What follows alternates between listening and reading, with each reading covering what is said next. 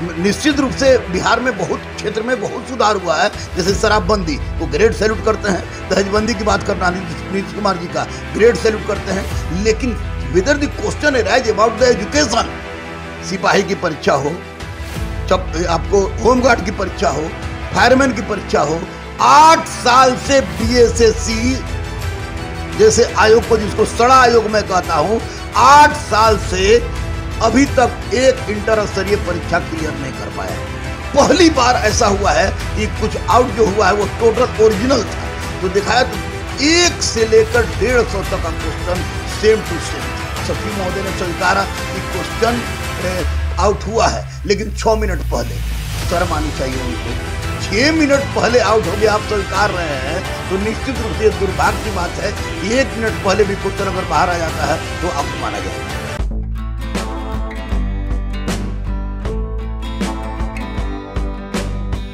नमस्कार, मैं हूं अनूप नारायण सिंह और आप देख रहे हैं बिहारी खबर के डिजिटल प्लेटफॉर्म को। बात कर लेते हैं बिहार की, और बिहार में भी बिहार लोक सेवा आयोग की।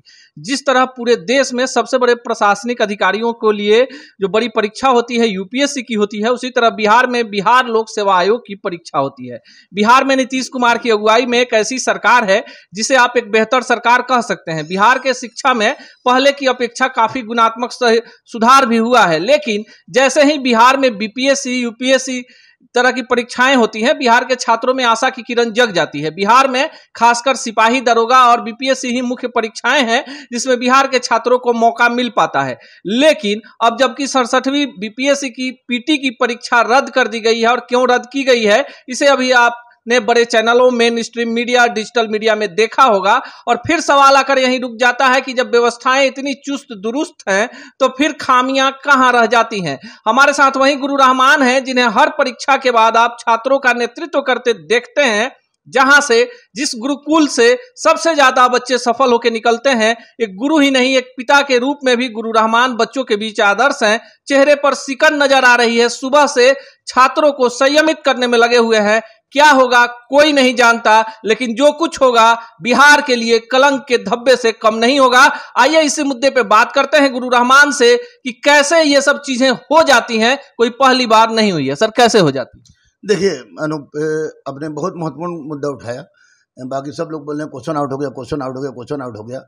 आप लंबे समय से पत्रकारिता से जुड़े हुए हैं, बहुत लंबे समय से जुड़े हुए हैं, तो मैं बता दूं कि कैसे हो जाता है। इसमें एकदम दो स्पष्ट धारा सुन लीजिए। जैसे कि सरकार हमारे यहाँ है, एक पक्ष में है और दूसरा है विपक्ष में है। विपक्ष में है जो है वो खोजता है कि सरकार की कोई बुराई खोजे, और पक्ष वाला है जो चाहता है कि कुछ ऐसा ना निकले कि जो विपक्ष वाला को मौका मिले।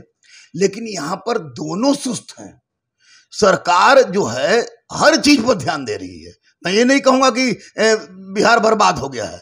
निश्चित रूप से बिहार में बहुत क्षेत्र में बहुत सुधार हुआ है। जैसे शराबबंदी को ग्रेट सैल्यूट करते हैं, दहेजबंदी की बात करना नीतीश कुमार जी का ग्रेट सैल्यूट करते हैं। लेकिन whether the question arise about the education, सिपाही की परीक्षा हो, आपको होमगार्ड की परीक्षा हो, फायरमैन की परीक्षा हो, 8 साल से बीएसएससी जैसे आयोग को, जिसको सड़ा आयोग मैं कहता हूं, 8 साल से अभी तक एक इंटर स्तरीय परीक्षा क्लियर नहीं कर पाया। दूसरी बात कि बीपीएसएससी जो दरोगा बनाता है, उसके समय में 1717 में क्वेश्चन वायरल होने का हवा उड़ा था, 2446 में क्वेश्चन वायरल होने का हवा उड़ा था, बहुत हल्ला हंगामा हुआ। इसके पहले 66वीं बीपीएससी हुई, औरंगाबाद में क्वेश्चन आउट हुई थी। अगर क्वेश्चन आउट नहीं होती तो 108 कटअप नहीं जाता, और यही कारण था कि इस बार मैंने 67वीं परीक्षा होने के पहले छात्रों को कह दिया था कि बेटा 105 ठोक के आना, 105 मारोगे तुम्हारा निश्चित रूप से होगा, क्योंकि विश्लेषण मैंने किया था और आप जान रहे हैं कि 24 साल से मैं पढ़ा रहा हूं। लेकिन कल जब 11:40 का क्वेश्चन बच्चों ने दिखाया हमको, कुछ बच्चों से ज्यादा हमको चैनल वालों ने दिखाया कि ये क्या है, तो हम कहा कि ये तो क्वेश्चन है, लेकिन क्वेश्चन ये क्या 67वीं का ही है कि नहीं है, इसको लेकर मैं बिल्कुल शांत था। क्यों? लेकिन मन में एक संशय की स्थिति बनी हुई थी। थैलेसीमिया डे था, मैं सम्मानित भी होने वाला था, उसमें गया था, ब्लड दे के आ रहा था। डगबंगला में डगबंगला के इधर आपको सम्राट होटल के बगल में है बैंक ऑफ इंडिया, वहीं पर था। वहीं पर बच्चों के हाथ में मैंने क्वेश्चन देखा, तो मैंने कहा कि जरा बेटा 1 मिनट क्वेश्चन देखा, तो बच्चे पहचान गए, क्वेश्चन दिखाने लगे तो बी सेट का क्वेश्चन था, जो का स्क्रीनिंग क्वेश्चन था। पहली बार लाइफ में पहली बार ऐसा हुआ है कि कुछ आउट जो हुआ है वो टोटल ओरिजिनल था। तो दिखाया तो 1 से लेकर 150 तक का क्वेश्चन सेम टू सेम था। तब मेरे पैर के नीचे से जमीन खसक गई और मैं वहीं पर लगा कि मैं पागल हो जाऊंगा, और मैं चिल्लाने लगा तो मीडिया वाले हमेशा वहाँ रहते हैं, एबीपी वाले आ गए, फिर सुजीत झा आ गए, फिर न्यूज 18 वाले आ गए, फिर जी बिहार वाले आ गए, बहुत सारे यूट्यूबर वाले लोग आ गए। तो वैसी परिस्थिति में जब बात हुई, जब चिल्लाते फिर जब मामला बढ़ता गया, धीरे बढ़ता गया, तो फिर न्यूज 18 ने भी इसको दिखाया, जी बिहार झारखंड ने इसको दिखाया। जी बिहार झारखंड ने जब इसको दिखाया, डिबेट करवाया, तो डिबेट करवाने के बाद सचिव महोदय ने स्वीकारा कि क्वेश्चन आउट हुआ है, लेकिन 6 मिनट पहले। शर्म आनी चाहिए उनको। आईएएस होंगे या बीपीएससी से गए होंगे, परीक्षा दे के गए होंगे, या तो चोरी करके वो भी गए होंगे तो दूसरी बात है, नहीं तो 6 मिनट पहले आउट हो गया आप स्वीकार रहे हैं, तो निश्चित रूप से दुर्भाग्य की बात है कि 1 मिनट पहले भी क्वेश्चन अगर बाहर आ जाता है तो आउट माना जाएगा। तो ये क्वेश्चन आउट था, और तब तक माननीय मुख्यमंत्री के पास इस संज्ञान में पहुंचा और माननीय मुख्यमंत्री ने इसको कैंसिल कर दिया। लेकिन कैंसिल कर देना इसका उपाय किसी भी परिस्थिति में नहीं है। परीक्षा रद्द हुआ है, लेकिन ये समस्या समाप्त नहीं हुई है, क्योंकि हर परीक्षा में क्वेश्चन आउट हो रहा है। इसका एकमात्र कारण यह है कि 2014 में माननीय मुख्यमंत्री नीतीश कुमार जी ने स्पष्ट रूप से कड़ा एक्शन लेते हुए जो कार्रवाई की थी कि आईएएस लोग भी जेल गए थे, उस परमेश्वर राम सचिव भी जेल गए थे, सुधीर कुमार भी जेल गए थे, सब लोग जेल गया था, बहुत लोग जेल गए थे। उसके बाद 2014 के बाद जितनी भी 2022 तक हर बार बच्चों ने आवाज उठाया, बच्चों ने चिल्लाना शुरू किया, लेकिन कभी भी माननीय मुख्यमंत्री। सीधे सवाल पर आते हैं। एनटीपीसी का विवाद पूरे देश ने देखा। बिहार में जो कुछ हुआ उसके बाद शिक्षकों पर एफआईआर दर्ज हो गया, चूंकि रेलवे की संपत्तियां बर्बाद हुई थी। 6 लाख छात्रों का भविष्य बर्बाद हो रहा है। क्या मुख्यमंत्री पर आपराधिक मुकदमा नहीं चलना चाहिए? इस राज्य के उन तमाम बड़े पदाधिकारियों पर आपराधिक मुकदमा नहीं चलना चाहिए जो इसके लिए जिम्मेवार हैं? देखिए, मैं मुख्यमंत्री पर आपराधिक मुकदमा चलाने की बात मैं नहीं कर सकता, क्योंकि मुझे कोई इसका उचित नहीं है। लेकिन जिन अधिकारियों के पास जवाबदेही है आर्टिकल 320 के तहत कि आपको परीक्षा संपन्न करवाना है, उन अधिकारियों पर अविलंब आपराधिक कार्रवाई करना चाहिए। मैं तो कहूंगा कि रासुका चले, और चूंकि यह काम माननीय मुख्यमंत्री करेंगे तो मुख्यमंत्री पर ही हम लोग अभी तुरंत आपराधिक कार्रवाई चलाना शुरू कर दें, तो यह विपक्ष की बोली होगी। मैं ना पक्ष में हूं ना विपक्ष में हूं। आप जानते हैं कि मैं किसी पार्टी का प्राथमिक सदस्य भी नहीं हूं, लेकिन गुरु जरूर हूं, और गुरु होने के नाते मैं जरूर कहूंगा कि जो भी अधिकारी या स्वयं अगर कोई भी मुख्यमंत्री, प्रधानमंत्री जो भी इसमें अगर संलिप्त है, तो उस पर कठोर से कठोर कानूनी कार्रवाई करना चाहिए। रासुका चलनी चाहिए, आपराधिक कार्रवाई नहीं, रासुका चलनी चाहिए। लेकिन सबसे पहले इसके लिए उत्तरदायी आयोग है, क्योंकि जवाबदेही उसकी थी। एक बात और मैं आपको बताना भूल गया कि आयोग के सचिव महोदय का कहना था कि हम लोग सोचे भी नहीं थे कि 6.5 लाख फॉर्म भरा जाएगा। तो 6.5 लाख फॉर्म भरा जाएगा। अरे भाई, एक तरफ हमारे मुखिया चिल्लाते हैं कि पढ़ेगा बिहार, बढ़ेगा बिहार, तो दूसरी तरफ आज 6.5 लाख था तो आप 150 क्वेश्चन आउट करा दिए। परीक्षा केंद्र से कहीं सेंटर दे दिए, किसी कोना में सेंटर दे दिए। तो जब बिहार पढ़िए रहा है तो बिहार बढ़ेगा भी, तो पढ़ेगा तो कल होके 10 लाख लड़का होगा, 15 लाख लड़का होगा, 20 लाख लड़का होगा। तो उस समय के आयोग सारे बच्चों को क्वेश्चन पेपर दे देगा कि जाओ घर से बना के आओ। यह सिस्टम की दोष है, सरकार की दोष है, आयोग की दोष है, और सबसे पहले दोष है अध्यक्ष महोदय की, जिनको किसी भी परिस्थिति में नैतिकता के आधार पर त्याग पर देना चाहिए। और वो संलिप्त पाए जाते हैं तो उन पर रासुका चलना चाहिए। और अन्य जो सेटर हैं, चाहे पुठिया हो चाहे बरारी, इन्हें कि पुठिया 4 को पकड़ के बंद कर दिए और बरारी को छोड़ दिए, नहीं, पुठिया से लेकर बरारी तक के विरुद्ध उसी तरह का कड़ाई होना चाहिए जिस तरह की कड़ाई आपको शराब माफियाओं के विरुद्ध हो रहा है। तो निश्चित रूप से इसमें सुधार होगा।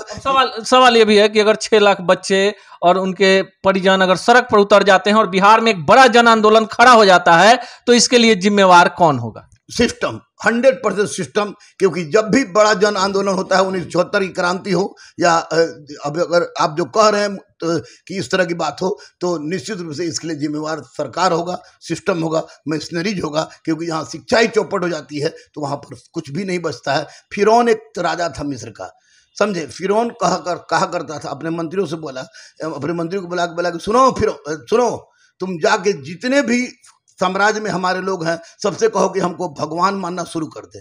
तो बोला कि अरे हुजूर ये तो बड़ी आसान चीज़ है। तो बोला कैसे? तो बोला कि जितने भी स्कूल कॉलेज विद्यालय पाठशाला मदरसा है और पढ़े लिखे लोग हैं जो शिक्षक हैं उन सब पर आप रोलर चलवा दीजिए। जाहिलों की ऐसी कौम पैदा होगी जो आपको खुद ब खुद भगवान मान लेगी। अगर ऐसी बात आ जाती है तो फिर अगर जन आंदोलन होगा तो निश्चित रूप से 74। सीधे सवाल पर आते हैं। पिछले बार यूपीएससी के टॉपर बिहार की बात करते हैं तो कहते हैं नालंदा और तक्षशिला जैसे विश्वविद्यालय हमारे पास, सबसे ज्यादा टैलेंटेड बच्चे हमारे पास। बिहार में एक ऐसी सरकार जो कहती है कि ना हम क्राइम से ना करप्शन से कभी समझौता नहीं करेंगे। ऐसे दौर में जब बिहार में बीपीएससी की पीटी की परीक्षा का प्रश्न पत्र लीक होता है और रद्द होता है, तो आज पूरे देश भर में फिर बिहार के प्रतिभा पर सवाल उठाया जाने लगा कि क्या बिहार की प्रतिभा इसी तरह के गलत तरीकों से आगे बढ़ी है। भले आपके पास प्रतिभाओं की खान हो, उन बच्चों का क्या जिनका भविष्य अधर में लटक जाएगा? बिल्कुल नहीं। देखिए बच्चे बिहार में प्रतिभावान बच्चे की कमी नहीं है और यूपीएससी का टॉप ये तो दुनिया की किसी परीक्षा में टॉप कर सकते हैं।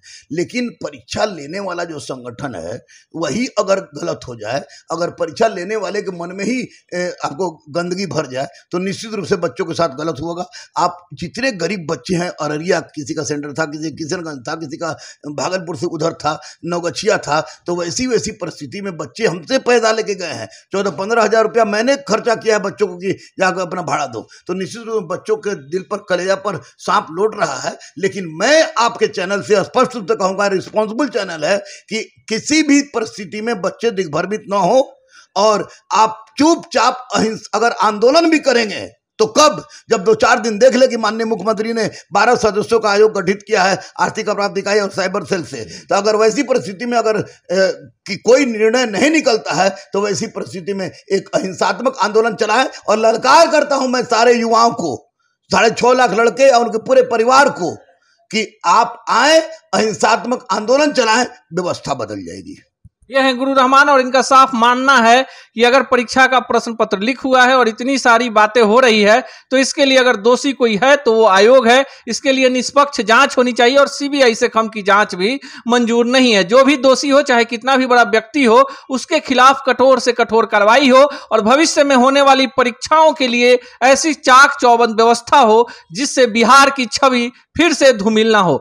आगे आपको बताएंगे अगले वीडियो में कि क्या कुछ पूरे बिहार में चल रहा है इस परीक्षा के रद्द होने के बाद। जैसा कि गुरु रहमान छात्रों से अपील भी कर रहे हैं कि किसी के बहकावे में ना आए, किसी तरह का हिंसात्मक कार्य नहीं करें, अहिंसात्मक कार्य करें। और सरकार चूंकि छात्रों के हित की बातें कर रही है तो ये वेट एंड वॉच की स्थिति में होंगे कि बिहार के मुख्यमंत्री इस पर क्या निर्णय लेते हैं, छात्र हित में क्या होता है, परीक्षाओं का अगला तिथि कब घोषित होता है, किन पैमानों पर परीक्षाएं होंगी। मिलेंगे अगले वीडियो में फिर गुरु रहमान से। तब तक के लिए दीजिए विदा, नमस्कार।